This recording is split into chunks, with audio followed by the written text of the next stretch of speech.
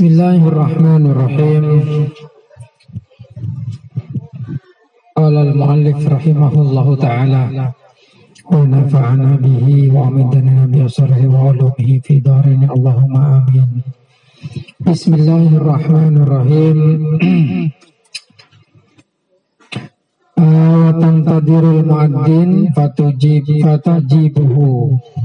Wa tantadirul muadzin pas aden te sampian al muadzin ada orang seatan fatajibuhu pas aja sampian hudaatan tumudakumu fatusolli arba'a rakaatin pas nafsu sampian fatusolli pas apa jengah sholatlah kamu arba'a rakaatin kepada 4 rakaat aku berzawal setelah tergelincirnya matahari dari pertengahan langit. Kayak kocak sunat muakkad sebelum sholat duhur. Karena Rasulullah karena ono bada pasra Rasulullah kanjeng Nabi sallallahu alaihi wasallam yutawiluhunna. Kadin tok cang melancang kanjeng Nabi hunna ada 4 rakaat sebelum duhur. Wa yaqulu ban kanjeng Nabi ada hada waktun tuftahu fi abwabus sama. Hada waktun ka dinto waktu tuftahu saya buka fi ning dalam waktu ka dinto panapa abwabus sama pan seperapan labeng langi. Kahibbu moko seneng pasarakulah ayur faah untuk yang kali untuk kula fihi ning dalam waktu ka dinto panapa amalus solihin amalun solihun amal sebagus. Wahadihil arba'u lan pining maneka 4 rakaat qabla dhuhri sing dalam sebelum salat duhur ka dintok sunnatun muakkadatun sunnat saekokoakin. Fafil khabar disebutaken ing dalam khabar annaman shallahunna pasara orang shallahunna salat pasara orang hunna da 4 rakaat Pahsana ruku ahunna pas apaku saki pasara orang ruku ahunna da ruku 4 rakaat wa sujudana ban sujud 4 rakaat sallamahu maka apa jang mahu serta naman pasara sab'una alfi malakin petong boloe buh malaikat yastaghfiruna saya pada maca istighfar pasara malak lahu untuk uman ilal lail sampai malam. Jadi selastarena adan kadento pakon dianjurkan sholat muakkad 4 rakaat sebelum duhur. Pola 4 rakaat sebelum duhur kadento salah satu sunnat saya muakkadakin yang dalam agama Islam. Dan kanjeng Nabi biasa melancong kanjeng Nabi. Apa jang 4 rakaat sebelum duhur neka kanjeng Nabi biasa melancang. Jadi Nabi Muhammad biasa memperpanjang. Karena menurut Nabi bersabda ada waktu tuftahu fi abwabus sama. Sebelum duhur itu adalah waktu di mana pintu langit dibuka. Maka saya senang agar amal saya itu amal baik saya diangkat di waktu ini.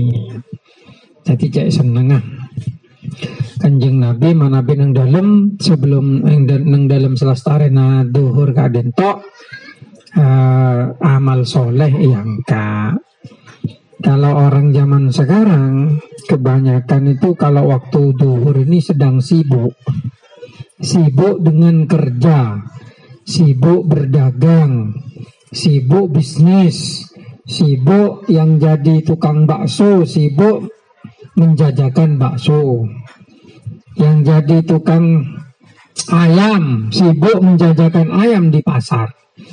Padahal di waktu duhur itu adalah waktu di mana pintu langit dibuka. Dan Nabi sangat senang di waktu itu untuk amal baik diangkat, dilaporkan kepada Allah dengan amal baik. Tapi fenomena manusia di zaman sekarang lebih banyak sibuk dengan pekerjaan daripada berusaha menggapai amal kebaikan dengan sholat rawatib ini. Kalau manusia zaman sekarang jangankan sholat rawatibnya, sholat farduhnya kelupain. Sholat farduhnya lupa. Banyak sekarang itu orang kerja di kantor, tidak sempat sholat zuhur, alasan karena padatnya pekerjaan. Padahal di kantor itu sebenarnya ada jam istirahat. Ya, memang untuk orang-orang yang pekerjaannya itu pekerjaan yang kasar seperti kuli atau semacamnya, itu memang sulit menyisihkan waktu karena pakaian yang dipakai di waktu kerja itu kan najis kadang. Kalau profesinya kayak profesi cleaning service dan lain sebagainya memang sulit. Kalau bos-bos yang pakaiannya bersih langsung sholat di waktu itu bisa.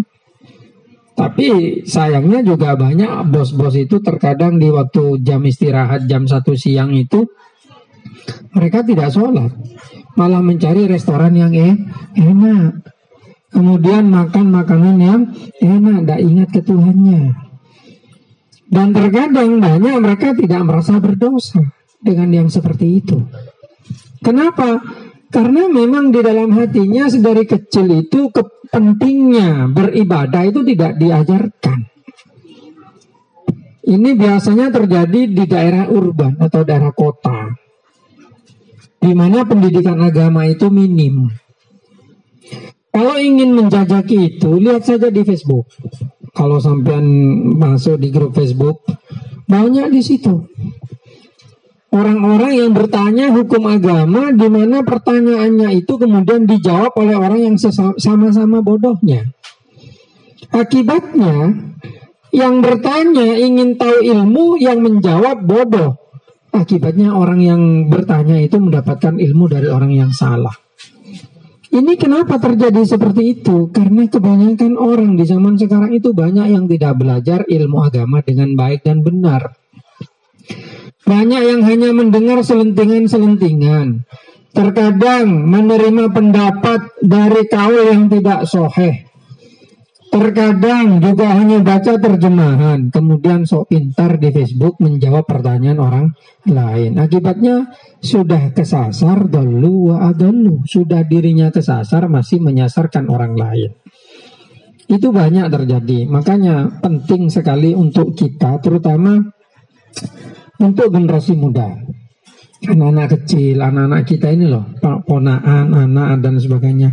Itu penting untuk diajari agama dulu daripada hanya belajar umum. Belajar umum itu tidak akan terlambat. Tidak akan terlambat.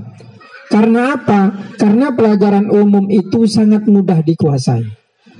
Saya mulai kecil sampai dewasa seperti sekarang ini tidak pernah merasakan kesulitan belajar pelajaran umum. Termasuk yang dianggap sulit seperti matematika. Walaupun saya bukan ahli matematika. Saya mulai kecil alhamdulillah itu mulai dari SD kelas 1 sampai SMA kelas 3 tidak pernah ranking 2, ranking 1 terus.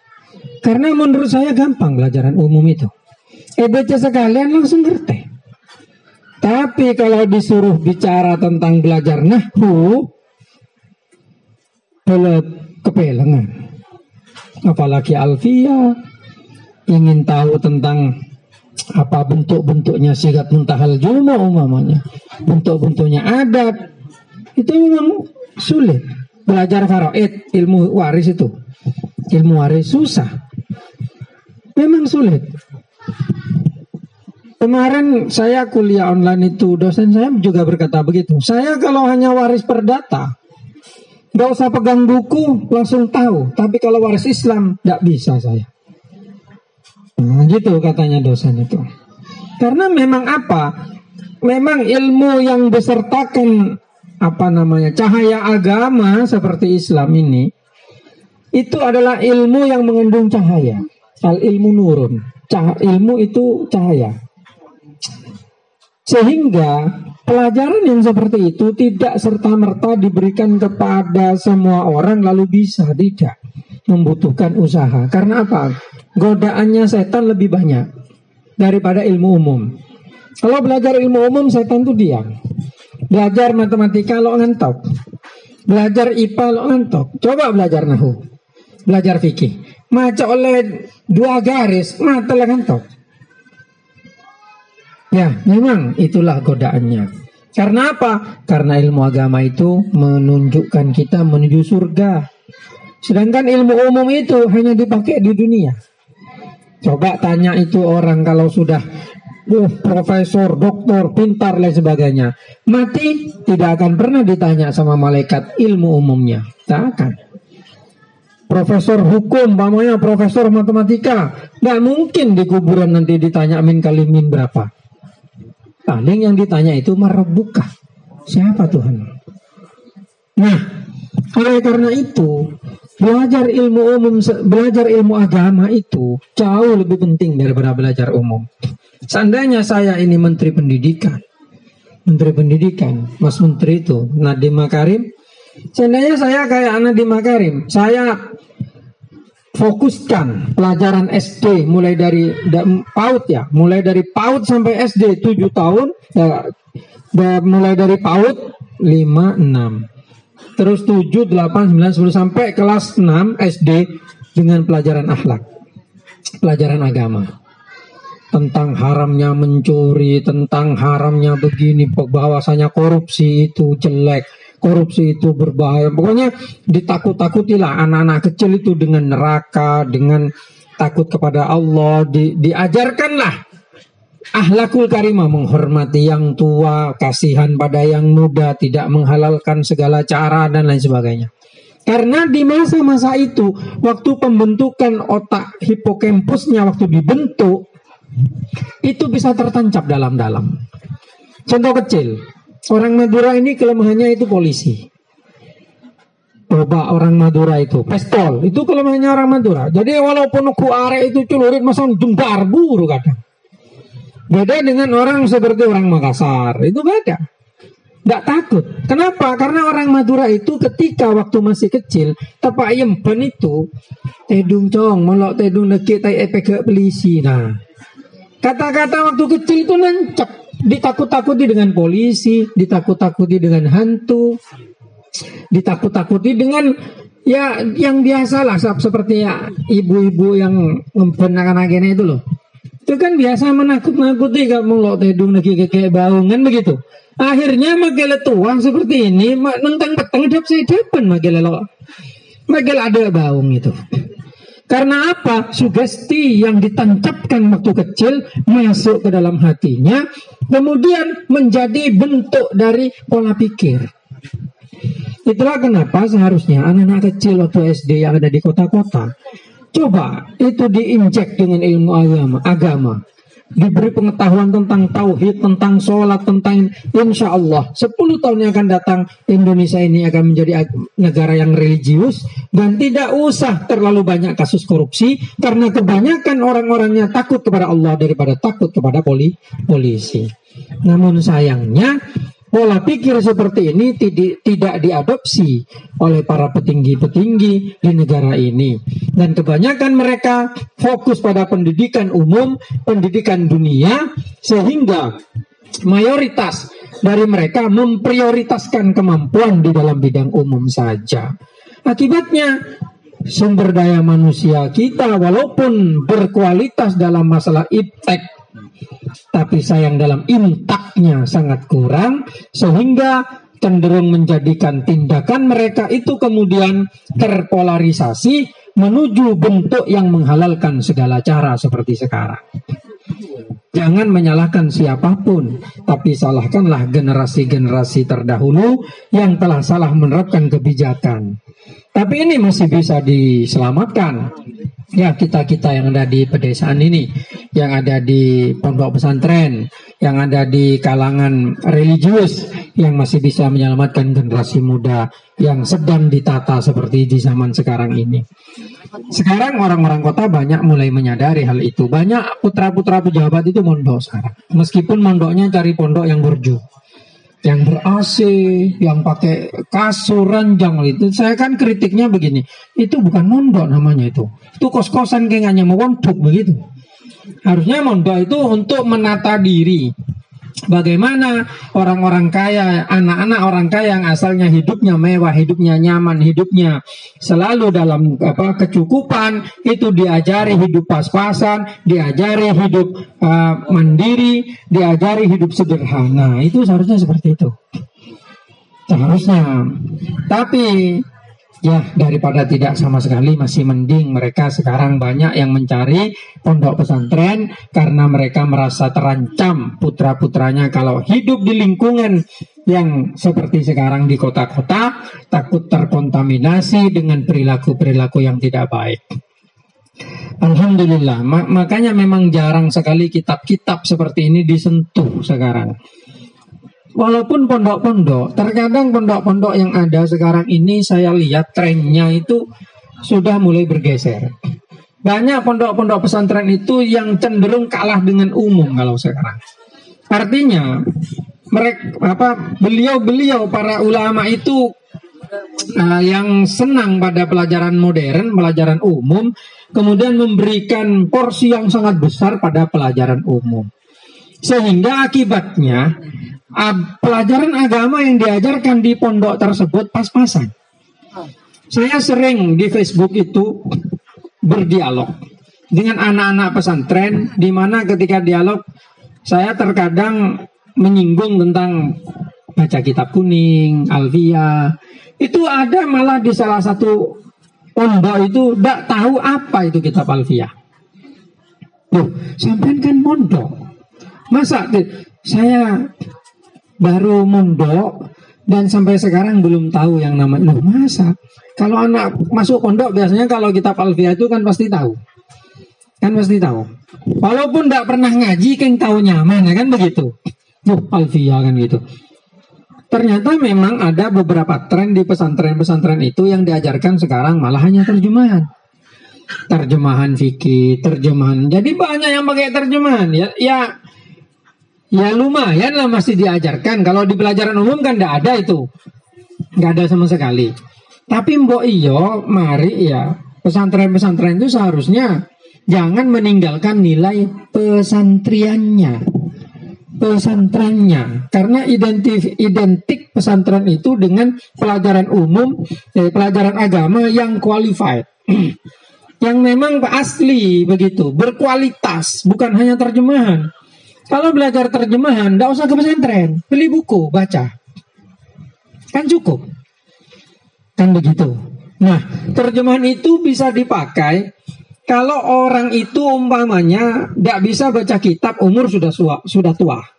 Umur sudah tua, mau belajar agama dari nol tidak bisa. Karena waktu sudah tidak nututi, kecerdasan juga tidak memungkinkan. Di atas umur 40. Dia ingin mendalami agama. Maka dia boleh baca terjemahan dengan syarat ada guru yang membimbing. Kalau tidak ada guru yang membimbing, terjemahan itu cenderung mengarahkan orang kepada pemahaman penerjemah dengan membuta. Makanya banyak sekarang terjadi orang-orang itu menjadi ikut aliran Wahabi, menyalahkan amali Nahdlatul Ulama dan Ahlussunnah wal Jamaah hanya karena menggunakan buku, hanya karena membaca buku yang buku itu dibuat atau dikarang oleh Wahabi. Di situ kelemahannya kalau tidak punya guru. Makanya dalam agama Islam itu berguru itu sangat penting. Punya guru itu sangat penting. Karena pelajaran agama itu ada namanya sanad. Dan sanad ini minaddin, al-isnad minaddin. Sanad itu bagian dari beragama. Ini diambil dari kitabnya Imam Muslim. Karena apa? Laulal isnad, karena kalau tidak ada sanad, lakola mangkola masya'ah. Jadi orang itu bisa ngomong apa saja kalau tidak punya sanad. Artinya ilmumu itu dari siapa? Dari guru saya. Gurumu dari siapa? Gurunya dari gurunya. Gurunya terus sampai ke atas. Harus jelas ini. Sampai kepada pengarang kitab. Jadi umpamanya kitab yang kita baca ini Bidayatul Hidayah, maka sanadnya sampai ke Imam Al-Ghazali. Baru dia itu valid pendapatnya. Kenapa? Karena ada sanad yang menjamin itu. Tapi kalau dia hanya gurunya atau dia bacanya dari terjemahan di buku, baca terjemahan. Terjemahannya yang nerjemah ini siapa? Gurunya penerjemah ini siapa? Cara memaknanya benar atau enggak? Ini kan tidak jelas. Berarti ilmu yang dia amalkan, dia peroleh tidak jelas. Kalau fikih sih tidak sampai pada kategori dhaif. Tapi kalau hadis tanpa sanad itu dhaif. Meskipun hadisnya rawahul Bukhari, tapi kalau dia tidak pernah ngaji dari gurunya, dari guru ke guru, dari guru ke guru, walaupun hadis yang dia baca itu rawahul Bukhari, hadis itu menjadi dhaif. Dhaifnya di mana? Bukan dhaif fi matanihi, tapi dhaifnya itu di dalam riwayatihi. Jadi dhaifnya itu yang meriwayatkan dhaif karena dia terputus sanadnya. Hadis yang makanya kayak di Facebook, hadis yang diceritakan itu di Facebook kan banyak orang mengeluarkan hadis. Itu kalau orang yang mengeluarkan hadis copy paste hanya niru dari pendapat orang, itu tidak sahih meskipun hadisnya sahih. Kenapa? Karena dia sendiri tidak punya hak untuk meriwayatkan. Dia itu tidak punya sanad. Makanya sangat berbahaya orang belajar agama melalui Facebook. Sangat berbahaya. Bismillahirrahmanirrahim. Lebih enak ngaji seperti ini. Ada kitabnya, ada gurunya. Kemudian juga kitabnya jelas. Mutadawalatu bainana. Mu'tabarah katanya orang ahlu sunnah wal jamaah. Kitabnya diakui. Jadi begini, banyak orang sekarang itu pegang kitab. Tapi kitab yang dipegang itu tidak jelas pengarangnya. Artinya tidak jelas pengarangnya ada, tapi siapa pengarangnya ini? Karena kitab ini sebenarnya adalah tulisan berbahasa Arab. Bisa dibuat siapa saja yang bisa berbahasa Arab. Makanya harus jelas. Imam Nawawi itu memiliki konsep tarjih dulu. Imam Nawawi sudah mengumpulkan kitab-kitab yang menurut Imam Nawawi itu bisa dijadikan rujukan. Dan itu disebarkan di kalangan ulama Nahdlatul Ulama. Kalau ingin tahu, baca kitab Ahkamul Fuqaha. Di halaman terakhir Ahkamul Fuqaha itu biasanya disebutkan kitab Al-Mutadawalatu Bainana, kitab yang diakui dan beredar di sekitar kita. Untuk kitab-kitab baru seperti sekarang kan banyak kitab-kitab baru. Banyak dibuat kitab-kitab baru itu. Itu belum tentu bisa dipakai. Kecuali kalau kitab-kitab baru itu mendasarkan pendapatnya kepada kitab-kitab yang sudah diakui. Kenapa? Karena di zaman seperti sekarang itu banyak terjadi perubahan kitab. Ada banyak kitab itu naskahnya dirubah-rubah. Dan itu ya kerjanya Wahabi biasanya. Kalau ada kitab tidak sesuai dengan pendapat Wahabi, dirubah langsung. Dan dirubah itu langsung mengatakan Wahabi itu bahwa itu kata pengarangnya. Jadi sekarang itu sudah menghalalkan segala cara untuk merubah atau mendukung pendapatnya. Sampai kitab Bukhari Muslim pun ada yang dirubah hadis itu oleh orang-orang Wahabi. Dan kemudian mereka tidak mengakui bahwa itu sudah merubah kitab.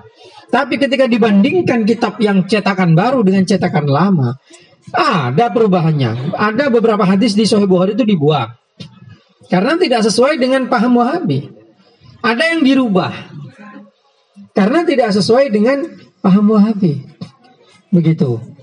Nah itu memang sulit. Makanya kitab-kitab kuno, kitab-kitab yang lama itu jauh lebih berharga kalau sekarang daripada kitab-kitab baru yang tulisannya bagus. Saya ngoleksi sekarang itu membelilah kitab-kitab yang naskah lama. Kalau ke Ampel tuh saya cari kitab yang ini naskah lama. Walaupun saya beli. Untuk ya nomor satu mengamankan itu. Karena nanti kalau sudah lama, naskah yang lama sudah hilang, sudah tidak ada, dan yang tersisa adalah naskah-naskah baru yang sudah dirubah, ya berubah nanti. Akhirnya banyak pendapat-pendapat ulama Ahlussunnah wal Jamaah itu dibuang oleh mereka, oleh Wahabi, karena tidak sesuai dengan paham Wahabi. Sedangkan kita ulama Nahdlatul Ulama tidak memiliki dana yang kuat seperti mereka. Tidak memiliki percetakan yang kuat seperti mereka. Mereka membeli percetakan-percetakan. Percetakan-percetakan yang terkenal itu dibeli. Dan kemudian naskah yang dicetak dirubah. Kan mereka punya saham umpamanya di atas 51%. Sehingga menentukan kebijakan bisa. Akhirnya bisa merubah naskah. Nah itu kita menghadapi problematika yang seperti itu juga sesama Islamnya ini. Dan itu tantangan pula kepada generasi-generasi muda yang ada di pesantren terutama. Mari kita itu berusaha, generasi muda terutama yang belajar ilmu agama itu tidak terkikis habis dan tidak dikalahkan oleh kepentingan-kepentingan dunia. Karena sekarang ini semakin modern dunia ini, akhirnya Islam akan semakin asing. Dan memang itu sudah dinubuatkan oleh Nabi Muhammad, bahwasanya al-Islamu gharibun sayaudu ghariban. Islam itu asing dan pada akhirnya akan kembali asing. Tapi kalau bisa jangan sampai Islam itu menjadi terasing di zaman kita, begitu. Nanti setiap generasi berusaha mempertahankan itu.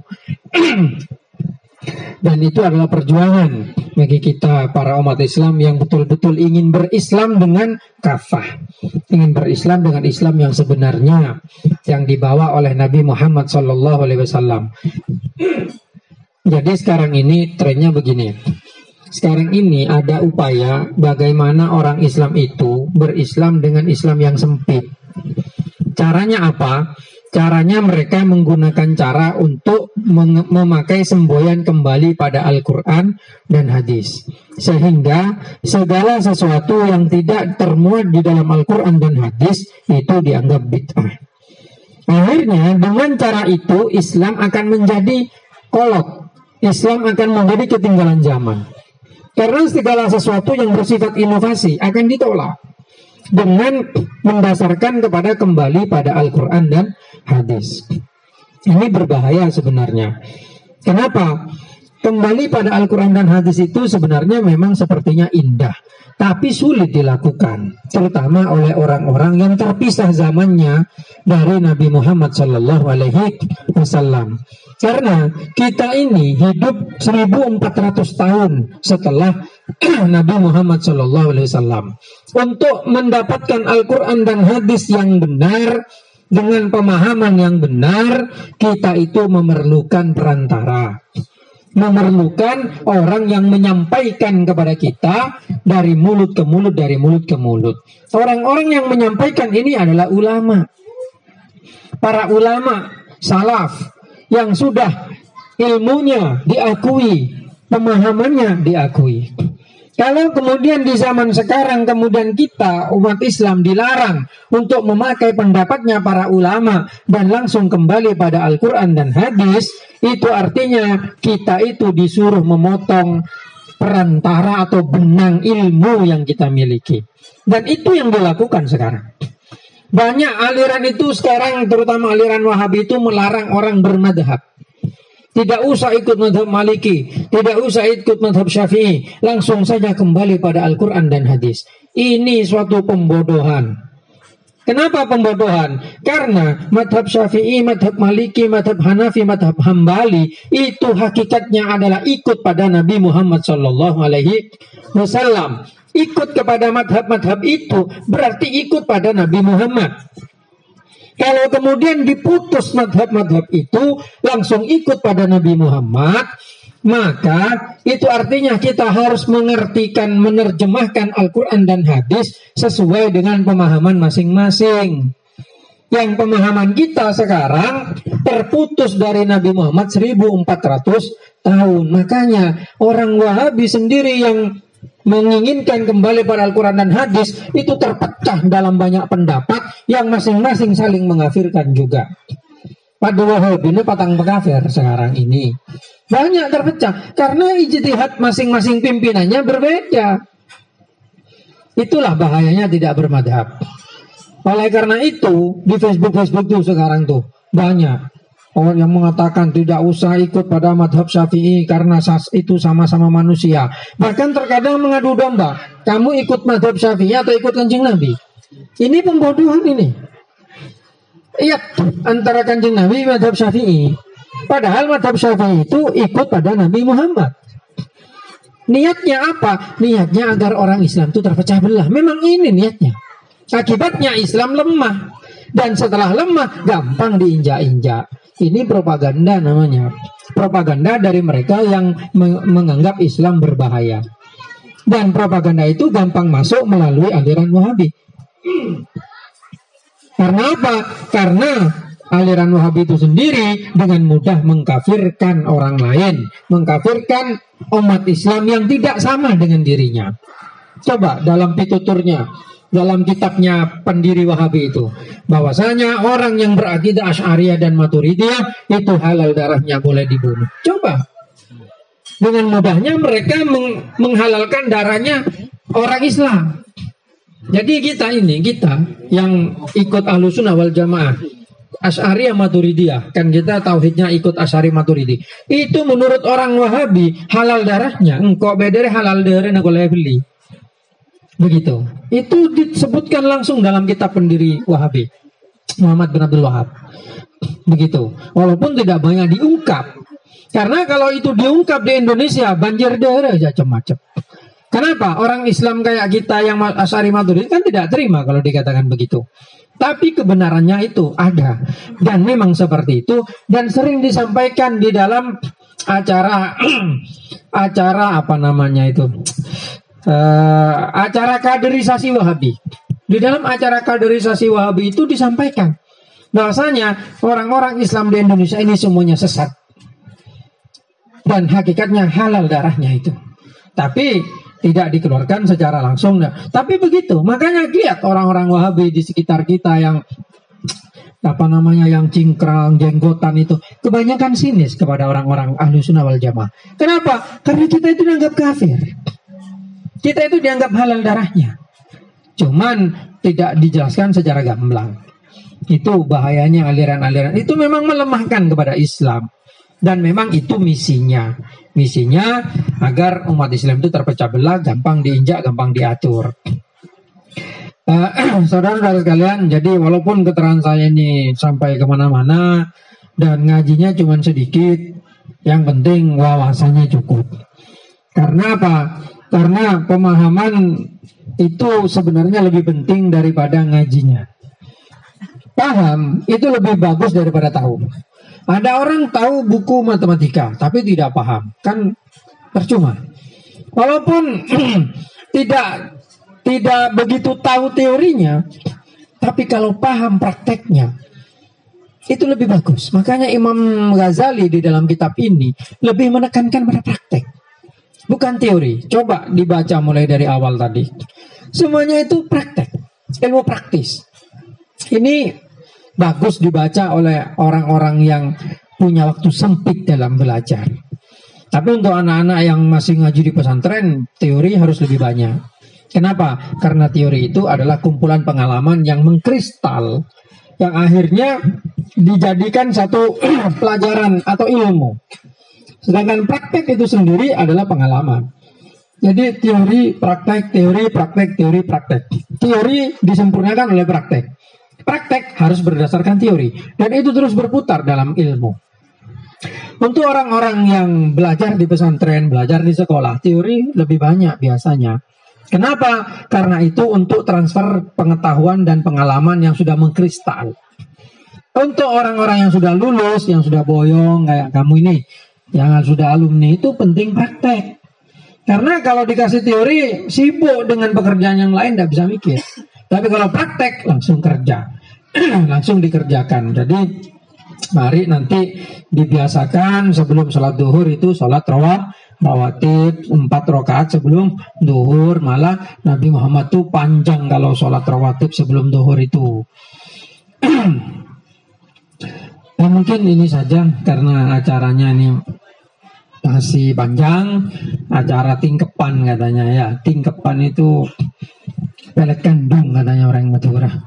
Mari kita langsung ke acara tingkepan, mendoakan semoga janin yang dikandung oleh Ummuhan ya betul.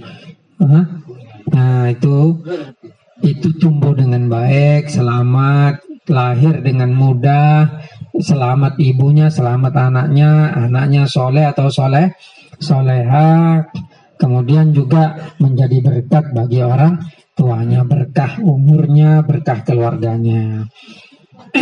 Wabillahi taufiq wal hidayah. Wassalamualaikum warahmatullahi wabarakatuh.